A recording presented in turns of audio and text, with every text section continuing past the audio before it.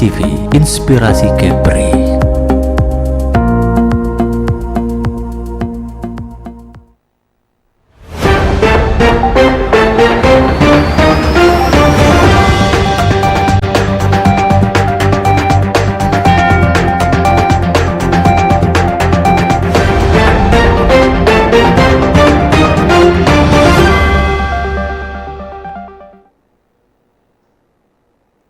Banyak hal yang tidak kita ketahui bahwa saya atau kita sedang mengalami gangguan kejiwaan. Hal yang kadang kita anggap biasa, namun dalam jangka waktu panjang akan menimbulkan masalah serius terhadap kondisi kejiwaan kita. Dengan tema kesehatan jiwa dan penanganannya di Kepulauan Riau, inilah catatan redaksi.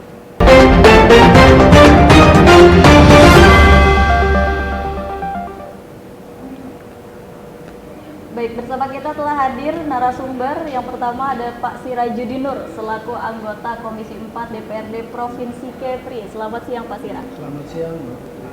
Oke, dan juga ada Pak Zulfahmi Harahap SKM MPH selaku fungsional epidemiolog kesehatan ahli muda Dinas Kesehatan Provinsi Kepri. Selamat siang Pak Fahmi. Selamat siang, Mbak Putri. Dan yang terakhir ada Dr. Vita Deskawati SPKJ selaku dokter spesialis kedokteran jiwa RSUD Raja Ahmad Tabib Provinsi Kepri. Selamat siang dokter. Selamat siang Mbak Putri. Oke, tema kita kali ini yaitu kesehatan jiwa dan penanganannya di Kepulauan Riau. Sebelum kita masuk dan melihat bagaimana sih kondisi masyarakat Kepri, bagaimana kondisi kesehatan mental masyarakat Kepri, saya ingin ke Pak Fahmi dulu, mungkin bisa menjelaskan bagaimana gambaran prevalensi kasus gangguan jiwa secara global itu. Baik, terima kasih Mbak Putri. Seperti kita ketahui bahwa masalah kesehatan mental atau gangguan jiwa itu merupakan masalah yang bukan saja di Indonesia atau di Kepulauan Riau, tapi sudah di global atau dunia itu merupakan suatu masalah. Karena angka kasus atau kejadiannya itu makin lama makin meningkat. Nah, kalau kita lihat secara total kasusnya saja di dunia, WHO melaporkan di tahun 2006, itu 2006 ya, mungkin kalau di data di 2000 sekarang ya, 2023, kasusnya bisa lebih meningkat dibanding 2006 yang lalu. Di 2006 itu sekitar ada 35 juta kasus itu untuk penyakit depresi atau gangguan depresi. Sedangkan bipolar lebih banyak lagi sekitar 60 juta kasus. Nah, kemudian untuk gangguan jiwa beratnya seperti skizofrenia atau psikotik itu sebanyak 27 juta. Kemudian nanti baru ada penyakit-penyakit lain seperti demensia sekitar 47 juta dan penyakit-penyakit jiwa lainnya. Tetapi kalau kita lihat fenomenanya tentunya terus bertambah ya dari tahun ke tahun karena itu tadi masalah kesehatan jiwa ini makin lama kasusnya makin meningkat berbarengan dengan kondisi atau kemajuan teknologi dan kemajuan zaman di dunia. Seperti itu, Mbak. Mungkin Dokter Vita mau menambahkan bagaimana kondisi secara global terkait hal ini? Iya, terima kasih Mbak Putri. Memang untuk gangguan mental atau gangguan jiwa ini angkanya sangat meningkat sekali. Betul, saya setuju dengan perkembangan zaman ya, yang dimana orang-orang belum bisa memanage-nya ya.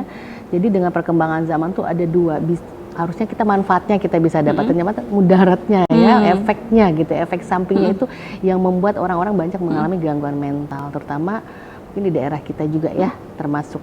Oke, lingkungan seperti apa dok yang mungkin dapat menimbulkan terjadinya seorang ya, mengalami gangguan mental.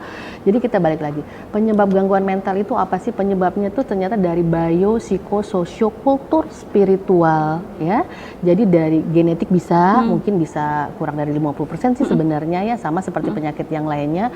Psikologi ternyata dia dengan pola asuh yang dari kecil yang mungkin tidak sesempurna ya gitu ya, diasuh oleh kadang-kadang mungkin ibunya atau pengasuhnya yang mengalami gangguan mental juga ya, misalnya depresi gitu ya, gangguan cemas, atau kemudian bisa jadi kultur juga ya, dengan modernisasi zaman ya, dengan adat istiadat yang agak konvensional. Nah, seperti atau dengan termasuk spiritual juga, mungkin nilai-nilai agama yang kurang gitu bisa. Oke, artinya banyak hal yang bisa mempengaruhi hal itu terjadi terhadap kondisi seseorang. Iya, betul. Oke. apa dampak dari gangguan kesehatan jiwa yang dapat menimbulkan masalah di masyarakat? Iya, jadi kita harusnya kita kembali ke definisi sehat ya. Sehat itu artinya mereka harusnya sehat yang komprehensif ya, sehat yang holistik, sehat secara fisik, mental, spiritual, dan dia bisa produktif. Ya, bisa produktif, termasuk dari anak-anak sampai lansia, semuanya harusnya bisa produktif dan berkontribusi dengan lingkungan. Jadi kalau memang mereka hanya sehat fisik saja, ternyata mereka tidak bisa hidup produktif, itu kita bisa kategorikan sebagai gangguan mental atau mental disorder. Oke. Gitu. Dari tadi yang sudah dipaparkan oleh Pak Fahmi sendiri, bagaimana kondisi prevalensi kasus gangguan jiwa secara global dan juga banyaknya pengaruh yang bisa membuat kondisi itu terjadi di masyarakat. Bagaimana tanggapannya Pak Sira melihat hal itu? Ya, ini satu masalah sosial kemasyarakatan yang memang harus kita tangani ya, secara bersama-sama, karena ini sangat mengganggu perkembangan kualitas sumber daya manusia. Karena orang-orang yang dengan gangguan kejiwaan tentu dia tidak bisa hidup normal, kemudian ada hambatan-hambatan dalam perkembangannya, emosionalnya, spiritualnya, seperti kata Bu Dokter tadi, tidak produktif. Jadi sulit kita mencapai masyarakat yang sejahtera kalau kesehatan personal ini, khususnya kejiwaannya, bermasalah. Karena itu ini menjadi hal yang sangat serius ya, dan pemerintah juga terus melakukan upaya yang strategis untuk ikut menurunkan atau mencegah atau mengobati supaya masalah-masalah gangguan kejiwaan ini berkurang di tengah-tengah masyarakat. Oke, Pak Fahmi, bagaimana kondisi di Kepri sendiri saat ini? Untuk gangguan jiwa atau kesehatan mental ini sebenarnya di Kepri ini kasusnya nggak terlalu banyak dibandingkan dengan provinsi-provinsi lain yang ada di Indonesia. Tetapi kasus kesehatan jiwa ini kan seperti fenomena gunung es. Ya, jadi sebenarnya masih banyak sih di masyarakat itu yang belum kita ketemukan kasus-kasus itu gitu. Terutama di puskesmas yang sebagai ujung tombak untuk pemberi pelayanan kesehatan dan untuk melakukan deteksi dini untuk kasus-kasus tersebut gitu. Nah, untuk secara keseluruhan di Kepri ini untuk prevalensi gangguan mental emosional ya itu kita ada peningkatan dari 2013 dibanding ke 2018. 2013 kita kasusnya sebesar 2,5%, prevalensinya kemudian di tahun 2018 meningkat menjadi 5,5%. Tetapi untuk kasus skizofrenia, prevalensinya itu kita memang turun sedikit ya dibanding dari tahun 2013 jumlah kasusnya itu sekitar 1,13% menjadi 0,09% di tahun 2018. Kan tetapi tadi saya bilang bahwa sebenarnya kalau dicari kasus itu di masyarakat itu mungkin bisa banyak didapatkan. Memang kita awalnya kan tidak langsung lari atau jatuh ke gangguan jiwa berat, tetapi mungkin bisa dideteksi dini di awal bahwa kita menemukan orang-orang yang terkena dengan masalah kesehatan mental seperti itu. Jadi itu yang perlu kita fokuskan untuk penanganan masalah kesehatan jiwa ini di Provinsi Kepulauan Riau. Oke, dokter, sebagai dokter spesialis kedokteran jiwa di RSUD RAT Provinsi Kepri, apakah Provinsi Kepri ini dinilai mengkhawatirkan akan hal ini? Kalau dibilang mengkhawatirkan, iya. Ya. Apalagi dengan kita baru selesai mengalami masa pandemi yang 2-3 tahun ya, itu benar-benar kita harus physical distancing. Artinya orang terarah dengan hidup yang minimal banget sosialisasinya. Harusnya kita ini kan ditakdirkan untuk makhluk sosial yang bisa bersosialisasi. Ketika orang tidak bersosialisasi, sebenarnya tidak bisa bersosialisasi atau social withdrawal, dia menarik diri dari lingkungan, itu termasuk mengalami gangguan gitu ya. Artinya dinilai khawatir. Ya, dinilai Tadi khawatir. dokter juga sempat menyinggung terkait kesehatan jiwa, gitu ya. Tapi kita akan bahas itu setelah pariwara berikut ini. Jangan kemana-mana pemirsa.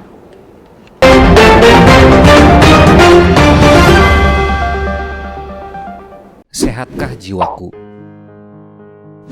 Teman-teman, jika kita sakit fisik, tanda-tandanya dapat kita kenali dan rasakan. Berbeda halnya jika seseorang mengalami masalah atau gangguan jiwa, seringkali tidak disadari atau dipahami. Bahkan ada kekhawatiran mendapatkan stigma atau diskriminasi jika berobat atau mencari pertolongan profesional. Sehatkah jiwa kita? Sehat jiwa adalah kondisi seseorang yang dapat berkembang secara fisik, mental, spiritual, dan sosial, sehingga ia dapat menyadari kemampuan sendiri, mengatasi tekanan, bekerja secara produktif, dan berperan dalam komunitas. Ciri-ciri sehat jiwa antara lain, rasa senang dan bahagia terhadap dirinya, mampu menghadapi situasi, mampu mengatasi kekecewaan, puas dengan kehidupan sehari-hari, punya harga diri yang wajar, menilai diri realistis, tidak berlebihan atau merendahkan, merasa nyaman berhubungan dengan orang lain, mampu mencintai orang lain, menghargai pendapat orang lain, merasa bagian dari suatu kelompok, tidak mengakali dan diakali orang lain, mampu memenuhi tuntutan hidup, menetapkan tujuan hidup yang realistis, mampu mengambil keputusan, mampu menerima tanggung jawab, mampu merancang masa depan, dapat menerima ide dan pengalaman baru, merasa puas dengan pekerjaannya. Gangguan jiwa adalah suatu kondisi di mana seseorang mengalami gangguan dalam pikiran, perilaku, dan perasaan yang termanifestasi dalam bentuk sekumpulan gejala atau perubahan perilaku yang bermakna, serta dapat menimbulkan penderitaan dan hambatan dalam menjalankan fungsi orang sebagai manusia. Gangguan mental emosional mengindikasikan seseorang sedang mengalami perubahan psikologis. Ini dapat dialami oleh semua orang pada keadaan tertentu, namun dapat pulih seperti semula. Gangguan mental emosional dengan ciri-ciri terdapat masalah perilaku, hiperaktif, impulsif, emosional, labil, menentang, merasa tertekan, stres, depresi, cemas, dan masalah dengan teman sebaya. Gangguan mental emosional dapat disertai dengan keluhan fisik seperti sakit kepala, gangguan lambung, dan keluhan fisik lainnya yang tidak sembuh dengan pengobatan fisik biasa.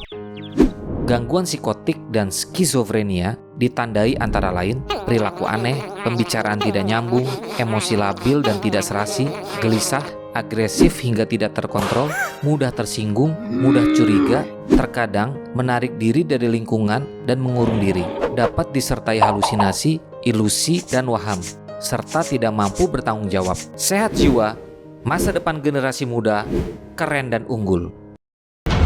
Batam memang belum punya klub yang pro di bidang pro ya. Menurut saya itu baru klub yang semi pro lah saya bilang gitu. Dunia pariwisata di Kepri dari tahun ke tahun akan meningkat apabila Kepri sendiri diberikan perlakuan khusus oleh pemerintah pusat dalam hal ini tentang FOA itu sendiri. Dan kami sendiri mengalami hal-hal yang katanya sampai 2 tahun COVID, faktanya kami ekspansi. Faktanya kami melakukan terobosan yang berapa investasi yang kami raih berhasil masuk. Adanya MOU baru yang disepakati oleh pemerintah Indonesia dan pemerintah Malaysia tentang pekerja domestik, Pak. Sadar nggak kita bahwa kita direbutkan oleh Malaysia dan Singapura?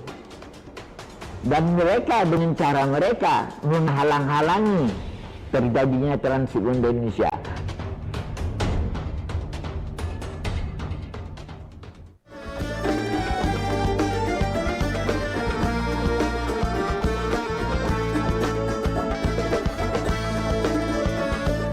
Travelers, saksikan Eksotis Kepri setiap hari pada pukul 3 sore, 8 malam, dan 9 malam waktu Indonesia bagian Barat di Batam TV.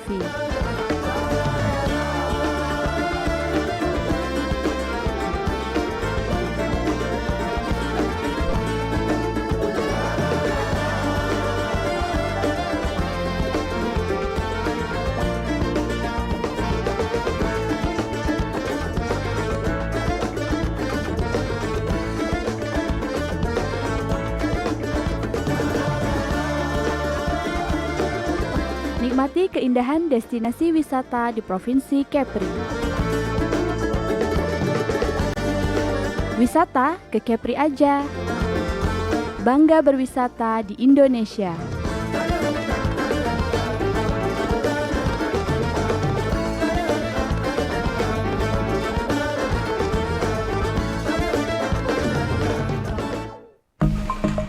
Batam TV, inspirasi Kepri.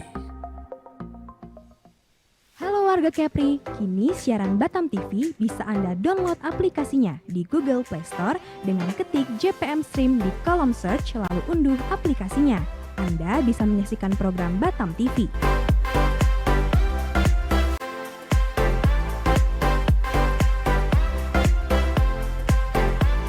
Jadi tunggu apa lagi? Semua informasi Kepri, kapan saja, di mana saja, ada di genggaman tangan Anda.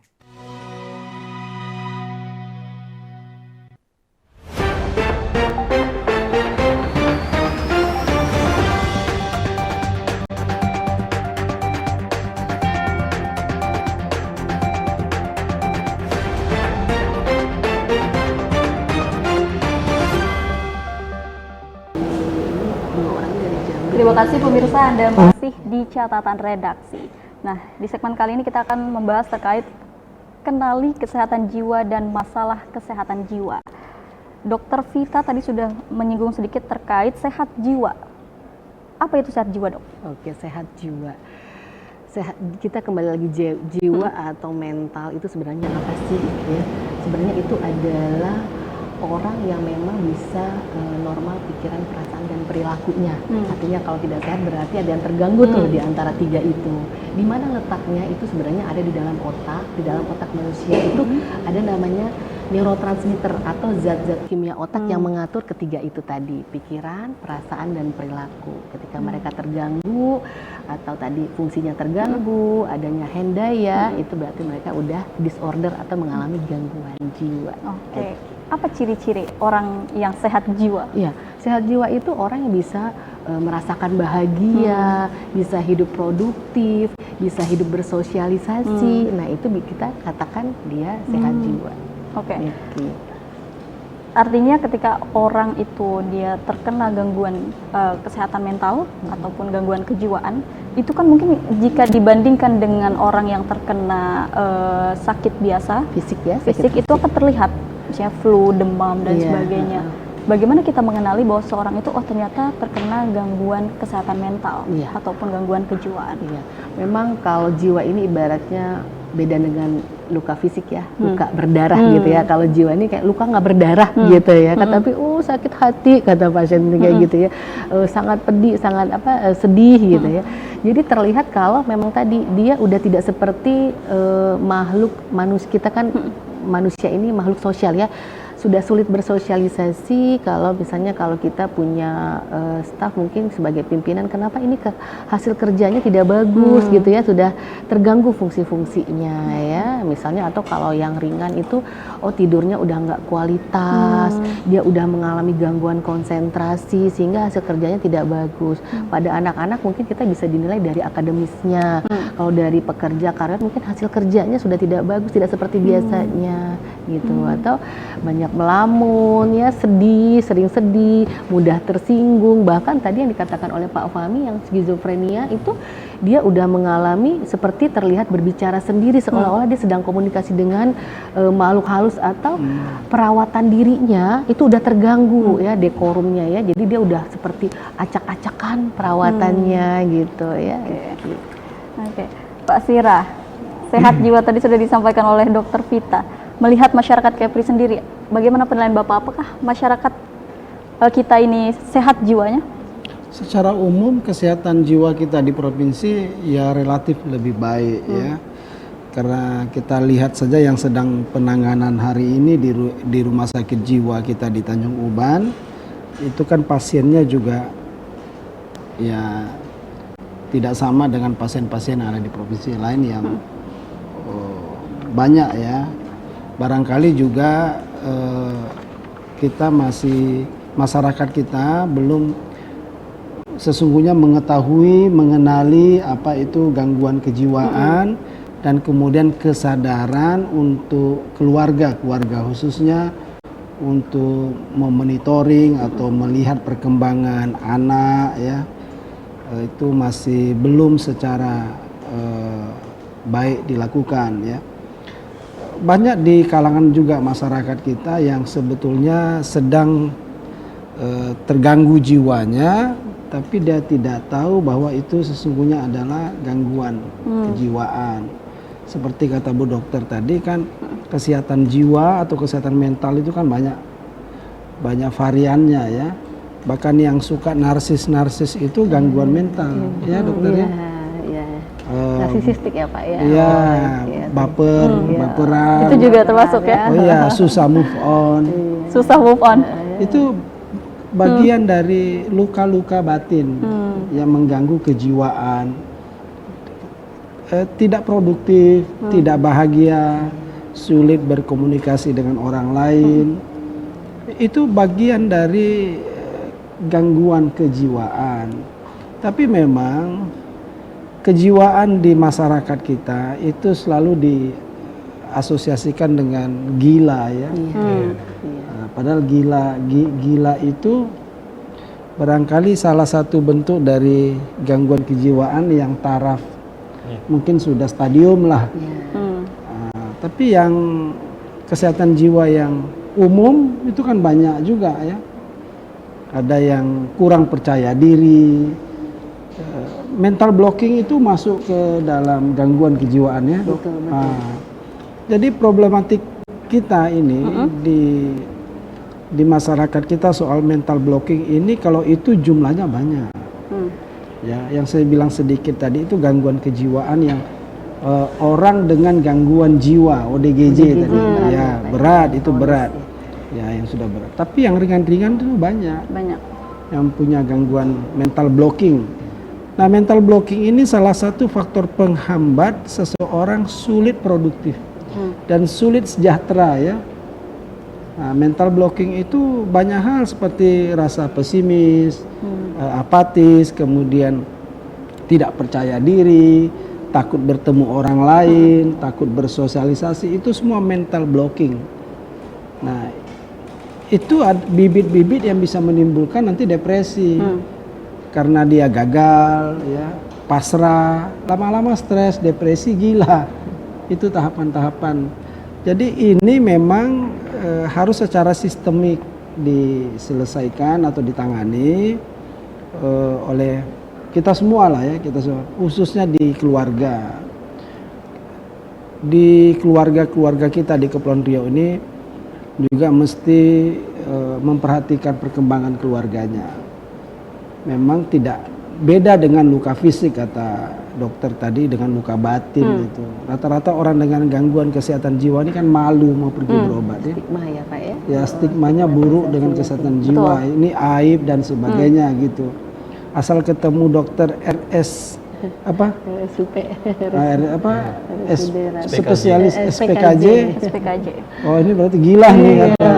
Stigma buruk ini sesungguhnya penting kita sosialisasikan bahwa kita cegah sedini mungkin gangguan-gangguan kejiwaan, jangan sampai nanti menjadi berat karena orang gila itu kan asalnya dari rasa frustasi ya, frustasi dengan keadaan dan sebagainya. Itu yang barangkali harus kita cermati lah di Kepri. Baik, Pak Fahmi. Tadi pastinya juga menyinggung bahwa memang kesadaran masyarakat belum sepenuhnya paham terkait hal ini. Seperti apa kondisinya? Memang ya, kalau seperti yang dibilang dokter kita dan Pak Sira tadi, kalau misalkan orang itu dikatakan kita langsung ketika terdiagnosa gangguan jiwa itu biasa denial ya, menolak bahwa dia memang tidak sakit seperti itu kan. Nah, karena tadi mungkin tingkat pengetahuan mereka tentang kesehatan jiwa ini atau informasi tentang kesehatan jiwa ini masih belum banyak yang diterima di masyarakat. Jadi makanya kita dari Dinas Kesehatan ini perlu melakukan promosi kesehatan yang masif kepada masyarakat terkait dengan info-info tentang kesehatan jiwa ini, agar mereka tahu bahwa ternyatanya bukan hanya sakit fisik tapi sakit mental juga ada sakit gitu, seperti itu. Dan kita harus sadari bahwa sedari dini kita sudah harus tahu, oh kita ini terindikasi mengalami masalah kesehatan mental gitu. Jangan sampai kita biarkan terus, kita bantah bahwa kita tidak memiliki gejala-gejala dengan gangguan kesehatan mental, hingga akhirnya nanti dibiarin terus lama-lama bisa jadi masuk ke gangguan jiwa berat tadi gitu kan. Pengobatannya lebih parah lagi apabila kita sudah masuk ke gangguan jiwa berat seperti itu. Jadi mungkin bisa dideteksi dini dari awal, dan ya kita harus terima bahwa kita memang mengalami masalah kesehatan mental seperti itu. Deteksi dini seperti apa Pak Fahmi yang dilakukan oleh setiap masyarakat untuk mendeteksi dini? Deteksi dini, memang kita di Kementerian Kesehatan itu masuk program atau fokus untuk program kesehatan jiwa. Nah, kita melakukan deteksi dini mulai dari usia 4 sampai 18 tahun untuk usia anak dan remaja. Kemudian untuk usia dewasa dan lansia, produktif dewasa dan lansia itu usia di atas 18 tahun. Kita melakukan screening juga atau deteksi dini. Itu ada toolsnya masing-masing. Yang mungkin untuk usia 4 sampai 18 tahun tadi kita ada tools namanya SDQ. Kalau untuk usia di atas 18 tahun kita punya tools yang namanya SRQ20. Nah, di sana terdiri dari beberapa pertanyaan. Kemudian nanti di scoring mana yang orang yang terindikasi mengalami masalah kesehatan jiwa. Nah, habis dari itu nanti setelah dideteksi ini dari awal, tentunya nanti kita akan rujuk atau konsulkan ke psikolog atau ke dokter psikiaternya. Oke, artinya harus ada pemeriksaan ke dokter yang memang paham itu ya. Betul. Untuk deteksi dini. Betul. Oke. Tadi disampaikan juga bahwa karena Pak Sirat tadi sebelumnya saya sudah ngobrol-ngobrol dengan dokter bahwa ternyata ada fenomena yang orang itu menganggap bahwa kayaknya ini kena guna-guna gitu.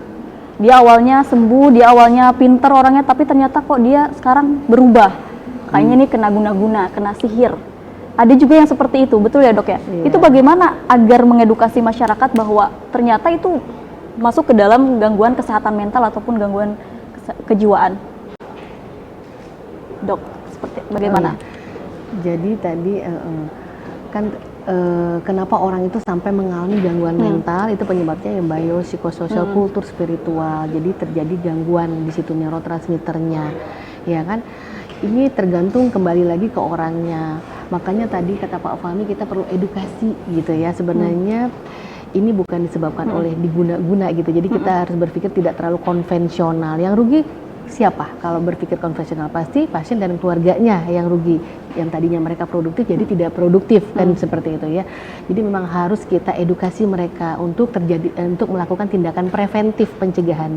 Karena mereka mungkin tidak mengenal ya, tidak mengenal apa sih kenapa sih itu. Jadi berpikirnya terlalu konvensional zaman dulu semuanya diguna-guna sehingga ya tadinya dia bagus, sekarang dia kok jadi seperti ini, banyak ngelamun, mengurung diri gitu ya, tidak bisa mengurus diri seperti itu. Iya. Jadi memang perlu edukasi untuk kita lakukan preventif lagi pencegahan dengan salah satunya ya deteksi dini menggunakan tools-tools, karena betul yang dikatakan oleh Bapak bahwa kita masih stigmatisasi ya, Indonesia negara berkembang masih takut ya Pak ketemu sama dokter jiwa gitu ya, karena supaya mereka tidak langsung ketemu kita, mungkin dari Dinas Kesehatan, dari Kementerian Kesehatan udah menghimbau untuk kita melakukan deteksi dini.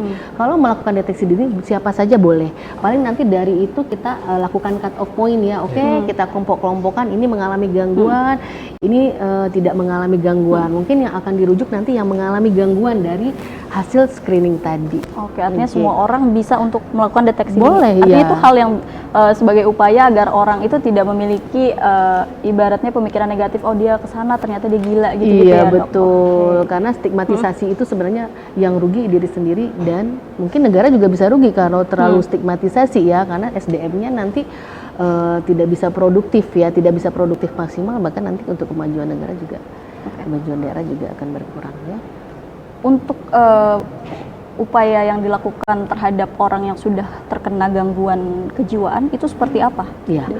Jadi tentu dia ada kategorinya, ada yang ODMK, ada yang ODGJ. ODMK itu yang seperti gangguan cemas ya, gangguan tidur pada anak-anak mungkin dia suka menentang gitu ya, tapi kalau yang itu yang masuk kategori sedang, ringan sedang ya.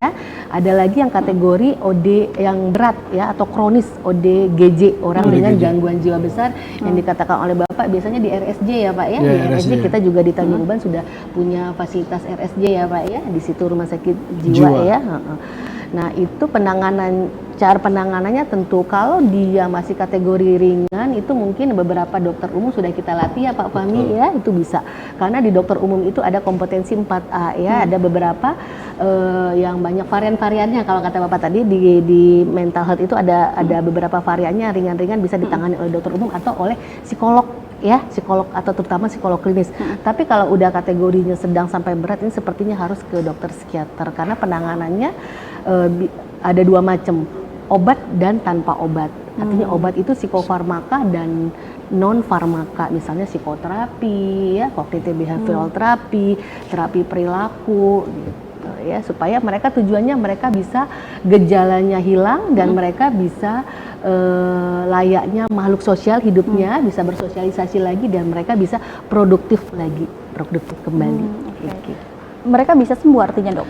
Mereka bisa pulih. Kalau yang memang dia ringan sedang itu sembuh tentu. Tapi kalau yang udah berat itu kita kategorikan pulih. Pulih artinya begini, dia mungkin masih dia bisa berfungsi, tapi dia masih dengan membutuhkan farmaka, obat-obatan seperti itu. Ya, tentu obat-obatan kita setiap dokter memberikan obat kepada pasiennya tentu sesuai indikasi ya, sesuai indikasi. Jadi tidak usah berpikir obat ketergantungan, obat efek samping, tidak. Setiap dokter bahkan sejak kita pendidikan dokter umum kita ada mempelajari ilmu farmakologi ya, ilmu obat-obatan. Kita pasti memberikan obat pasti selalu berpikir risk and benefitnya udah kita pikirkan terhadap pasien sesuai indikasinya.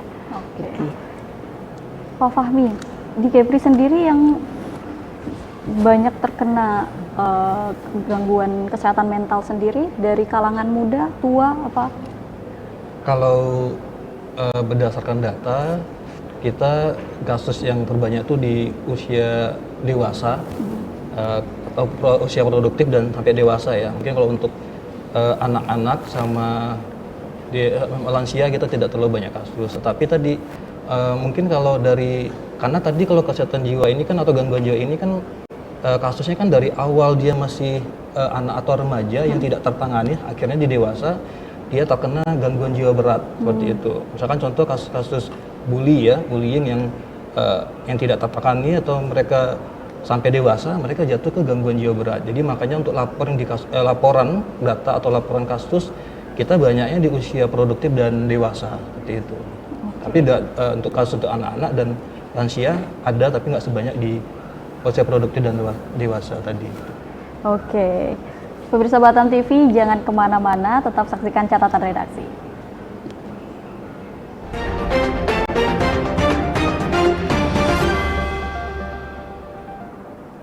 Sehatkah jiwaku?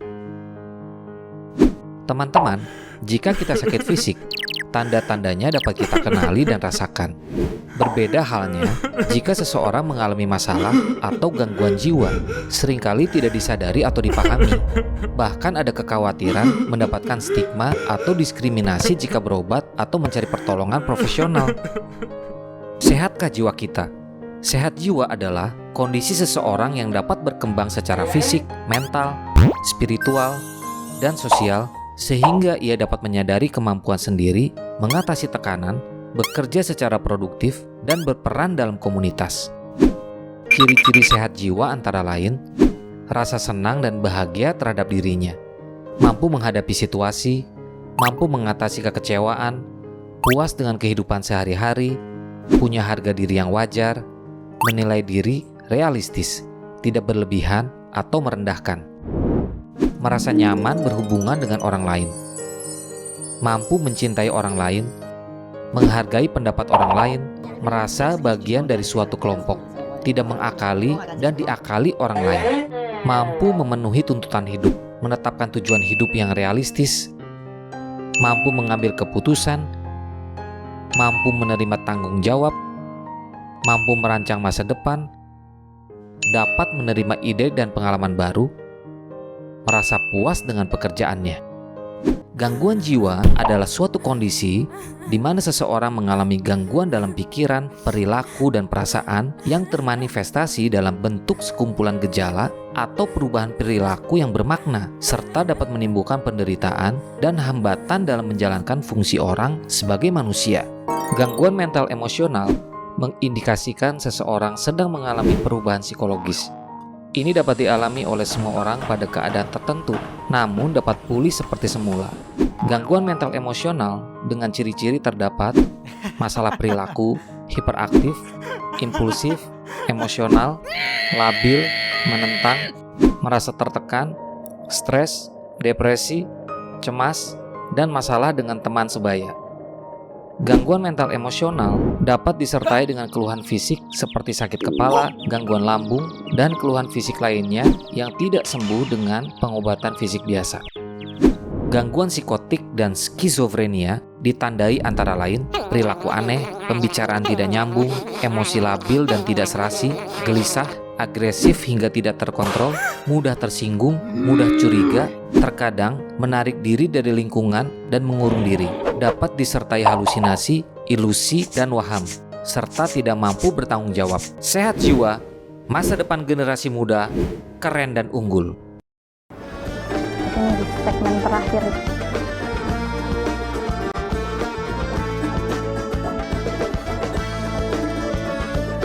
Travelers, saksikan Eksotis Kepri setiap hari pada pukul 3 sore, 8 malam, dan 9 malam waktu Indonesia bagian Barat di Batam TV.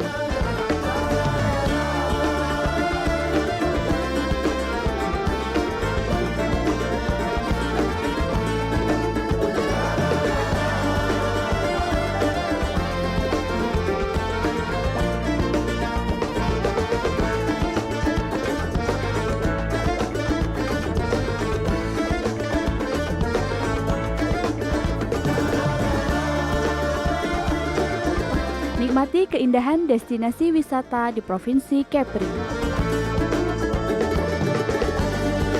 Wisata ke Kepri aja.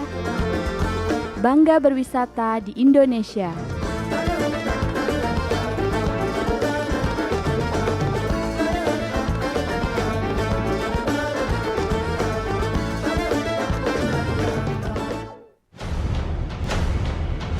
Batam memang belum punya klub yang pro dibilang pro ya. Menurut saya itu baru klub yang semi pro lah saya bilang gitu. Dunia pariwisata di Kepri dari tahun ke tahun akan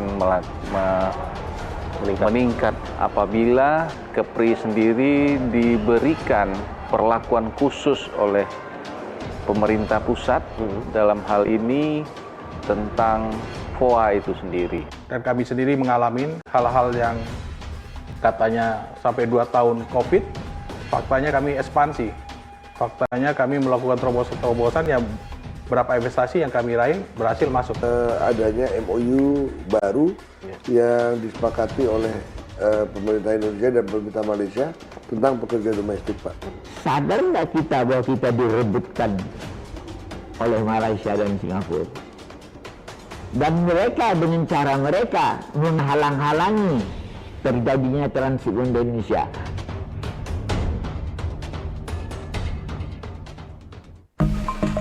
Batam TV, inspirasi Kepri. Halo warga Kepri, kini siaran Batam TV bisa Anda download aplikasinya di Google Play Store dengan ketik JPM Stream di kolom search lalu unduh aplikasinya. Anda bisa menyaksikan program Batam TV.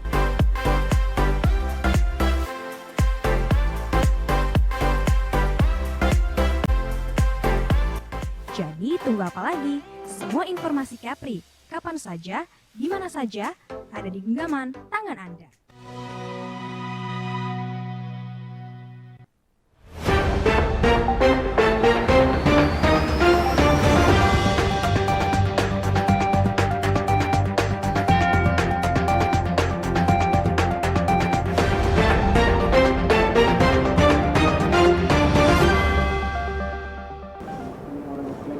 Terima kasih Anda masih di catatan redaksi. Baik, tadi sudah disinggung sedikit oleh Pak Fahmi bagaimana situasi terkini terkait masalah kesehatan jiwa di Provinsi Kepri dan juga ditambahkan oleh Dr. Vita bahwa ternyata mengkhawatirkan. Upaya yang dilakukan saat ini dari Dinas Kesehatan mungkin untuk masalah ini seperti apa, Pak Fahmi? Kita di Dinas Kesehatan, khususnya di Dinas Kesehatan Provinsi, sudah melakukan beberapa upaya ya. Karena kalau untuk penanganan kesehatan jiwa atau gangguan jiwa ini kita melalui pendekatan seperti upaya promotif. Promotif tadi kita melakukan kegiatan seperti promosi kesehatan atau edukasi kepada masyarakat agar masyarakat tahu ini bahwa masalah kesehatan jiwa ini sama seperti masalah penyakit fisik gitu. Jadi mereka juga harus tahu. Karena tadi kan banyak masyarakat yang tidak tahu, akhirnya dia merasa oh saya ini tidak sakit. Karena kan yang dikatakan sakit bagi mereka sakit fisik. Itu untuk promosi kesehatannya. Kemudian juga untuk menghilangkan stigmatisasi tadi. Nah, kalau mereka sudah tahu, mereka juga tidak menstigma lagi kepada orang-orang yang menderita atau mengalami masalah kesehatan jiwa atau gangguan jiwa. Kemudian yang kedua, kita melakukan namanya upaya preventif. Nah, upaya preventif ini tujuannya untuk mencegah agar orang tidak terkena gangguan jiwa gitu ya. Jadi kita di sini tadi dengan salah satu caranya dengan melakukan deteksi dini dari awal agar kita tidak jatuh ke gangguan jiwa berat misalkan. Kemudian kita melakukan upaya kuratif. Nah, kuratif di sini tentunya pemberian pelayanan kesehatan kepada orang yang sudah terkena masalah kesehatan jiwa atau sudah masuk ke gangguan jiwa. Pelayanan kesehatan kita kan tadi seperti dibilang Pak Stira dan Dr. Vita bahwa kita sudah punya rumah sakit ya. Terutama di rumah sakit Tanjung Uban, itu kan kita sudah ada rumah sakit rujukan untuk kasus-kasus gangguan jiwa. Kemudian di puskesmas juga kita membuka ada pelayanan kesehatan jiwa bagi masyarakat yang bisa memeriksakan dirinya dan tahu atau melakukan konseling terhadap masalah kesehatan jiwa mereka masing-masing.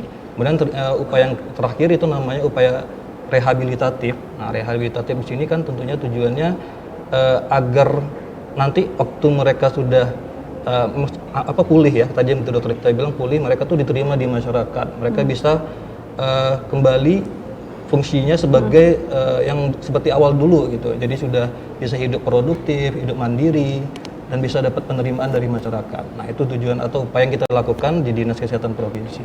Oke, Dokter Vita, dari upaya-upaya tadi, apakah sudah cukup atau mungkin dokter ada hal yang ingin disampaikan terkait sepertinya seperti ini gitu, sebagai dokter spesialis yang memang terjun langsung. Oke, ya ini udah sangat bagus ya Dinas Kesehatan Provinsi di bagian Keswa ya, penyakit tidak menular ya Pak Fahmi ya selama ini, dan saya juga udah ikut bergabung sejak 2019 ya Pak Fahmi ya. Nah, kita terus sampai kita datengin tuh daerah beberapa kabupaten yang belum punya tenaga ahlinya, belum punya psikiaternya. Ada 3 kabupaten kebetulan ya, itu Anambas, Natuna Lingga. Itu saya dengan Pak Fahmi sampai udah pernah naik perahu kecil ya Pak Fahmi ya untuk kita menjemput mereka yang dipasung-pasung itu ya, edukasi ke keluarganya. Jadi ini mungkin memang bukan di Kepri saja, tenaga ahlinya psikiater memang masih sangat kurang. Kami di sini di Kepri masih baru 10 orang Pak yang aktif ya.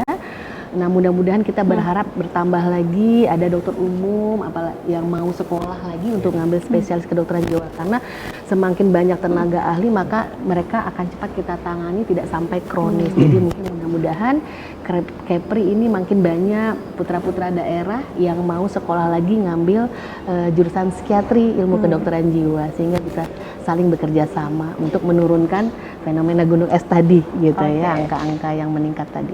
Oke, dari mungkin Pak Sira, dari Pak Sira sendiri, upaya apa yang mungkin dinilai paling efektif untuk hal ini? Pertama, promosi kesehatan penting ya. Masyarakat ini harus lebih banyak yang mengetahui dan memahami pentingnya kesehatan jiwa. Karena jiwa itu segalanya ya. Luka di tangan bisa diobat, luka di hati siapa tahu. Tapi harus tahu, harus ada deteksi dini, gangguan mental. Harus sadar bahwa negara kita ini sulit bertumbuh kalau SDM kita ini memiliki masalah dengan kejiwaan yang buruk. Semua masalah-masalah kejahatan ya, baik itu kecil, besar, kenakalan remaja ya, yang sampai menimbulkan korban jiwa, mengganggu ketertiban umum, berperilaku buruk di lingkungan, itu semua adalah akibat dari gangguan kejiwaan. Maka kita sulit mau sejahtera, negara kita maju dan berkembang kalau anak-anak kita, contoh dari tingkat pelajar ya, remaja, kita sekarang sering melihat berita, membaca berita ada anak kecil membunuh orang tuanya, ada anak kecil membakar orang ya. Ini mental problem. Jadi kesehatan jiwa itu penting, bermula dari keluarga. Maka saya senang Dinas Kesehatan Provinsi beberapa tahun ini aktif melakukan kegiatan promosi kesehatan, baik langsung maupun tidak langsung, termasuk juga upaya yang sungguh-sungguh sudah dilakukan oleh pemerintah provinsi. Tahun ini kita sudah punya rumah sakit jiwa dan ketergantungan obat di Bintan ya, tepatnya di Tanjung Uban, untuk merehabilitasi atau mengobati pasien-pasien gangguan jiwa yang berat. Karena selama ini kan ditangani di Pekanbaru. Nah, sekarang kita di Kepri sudah punya rumah sakit jiwa itu. Ini bagian-bagian dari upaya yang terus kita lakukan, dan kita juga minta pihak-pihak sekolah ya. Pihak-pihak sekolah terkait dengan bullying tadi, itu fenomenanya juga terus terjadi dan ini membahayakan secara sosial. Jadi ya semualah dinas kesehatan, dinas pendidikan ya, kemudian perangkat-perangkat pemerintah lainnya harus sama-sama bekerja untuk menyadarkan masyarakat kita betapa pentingnya kesehatan jiwa gitu. Coba dengar lirik lagu Indonesia Raya, bangun badannya, bangun jiwanya. Jadi badan dan jiwa dua-duanya penting untuk kita bangun menjadi lebih baik. Oke. Pak Fahmi, apakah sudah ada planning untuk berkolaborasi dengan Dinas Pendidikan? Tadi disampaikan oleh Pak Sira bahwa Dinas Kesehatan dan juga Dinas Pendidikan harus ikut andil untuk hal itu, apalagi kasus-kasus yang terjadi pada anak-anak yang terkena bullying itu awal mula akhirnya mereka terkena gangguan kesehatan mental. Kalau untuk koordinasi atau kolaborasi dengan lintas sektor terkait, misalkan dari Dinas Pendidikan atau Dinas Sosial, Dinas Kependudukan, dan dinas-dinas terkait lainnya, kita sudah melakukan koordinasi seperti itu.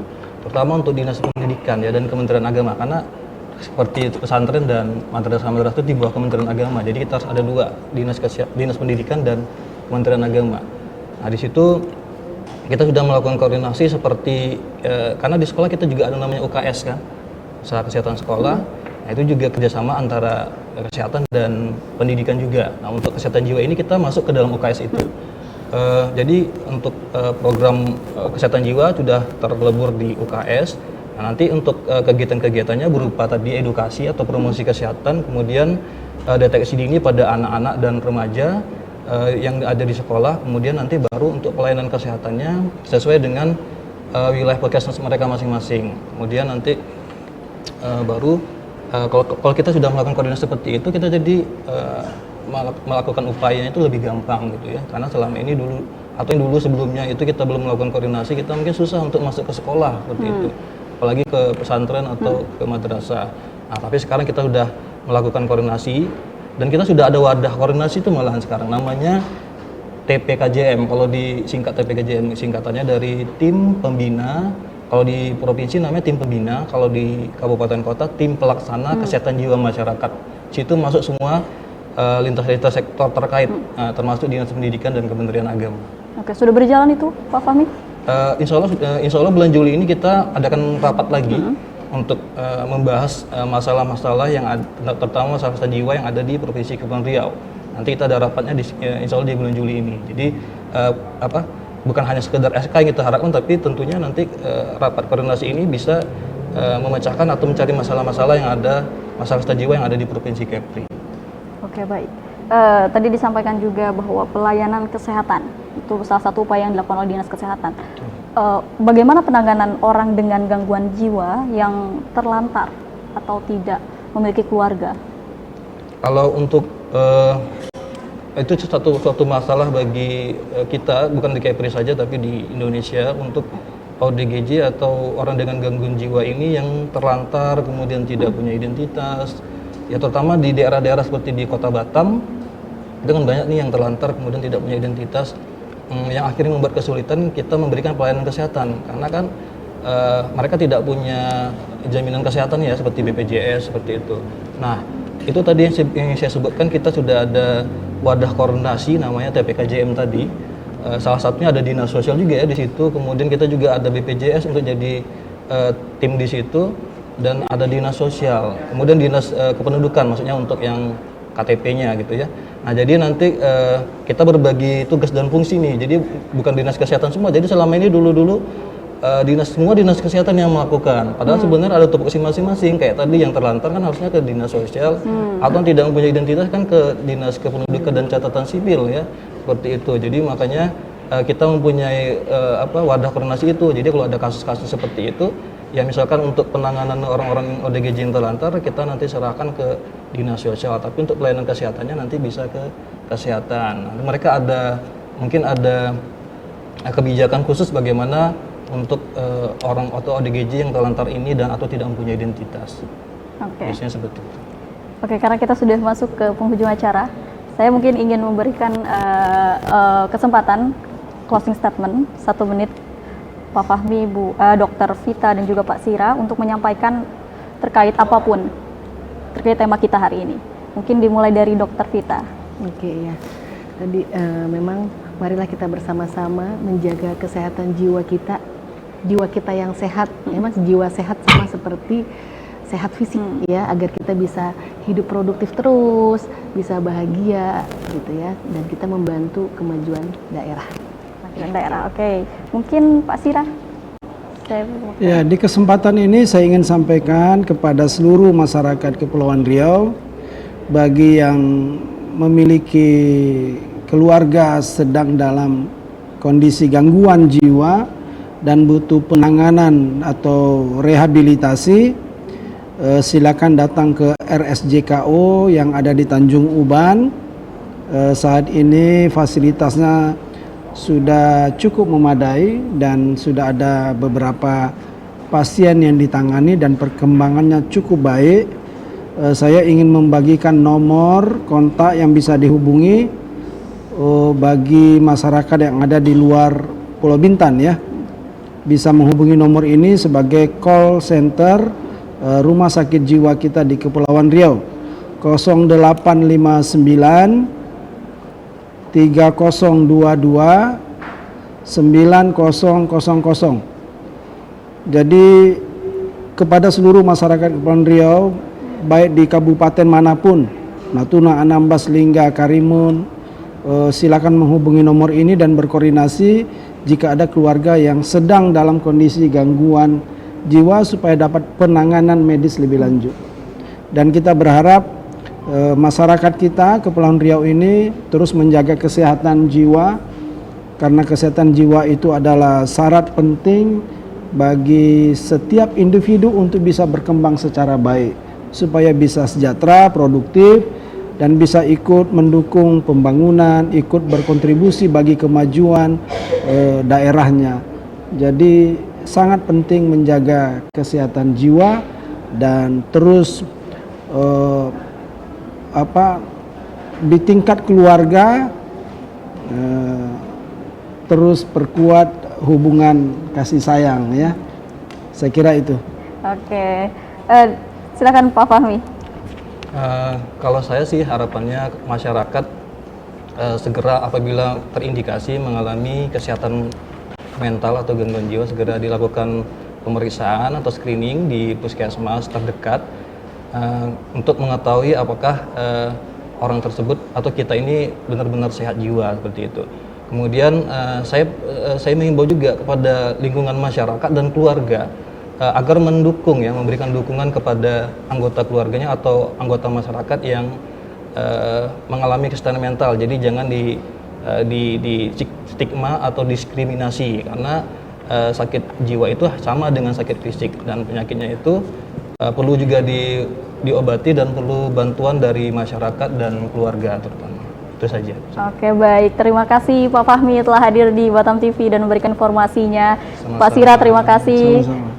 Dr. Vita juga terima kasih telah memberikan informasi banyak untuk kita semua. Baik, saya Putri Amidi, sampai jumpa di catatan redaksi selanjutnya.